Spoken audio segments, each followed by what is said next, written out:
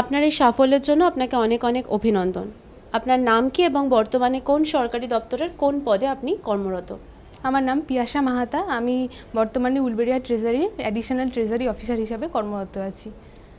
সরকারি চাকরিকে কেন লক্ষ্য হিসেবে বেছে নিয়েছিলেন?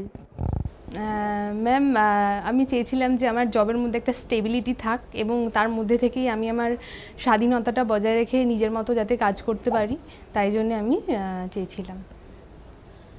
এই প্রস্তুতির জন্য রাইসকে কেন বেছে নিয়েছিলে এবং রাইসের এই পঠন পাঠন পদ্ধতি কিভাবে লক্ষ্যে পৌঁছতে সাহায্য করেছে? হ্যাঁ, আমি নিউজ পেপার বা টেলিভিশন থেকে দেখেছিলাম রাইসের ব্যাপারে।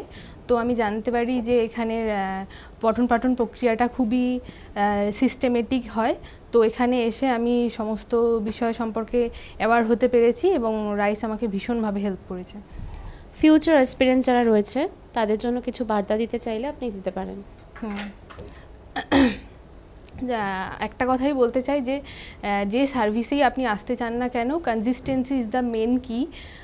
আপনাকে মনে রাখতে হবে যে ছেড়ে দিলে চলবে না। আমরা যে পর্যায়ের মধ্যে পড়েছিলাম করোনার মধ্যে, সেটা আশা করি আর আসবে না।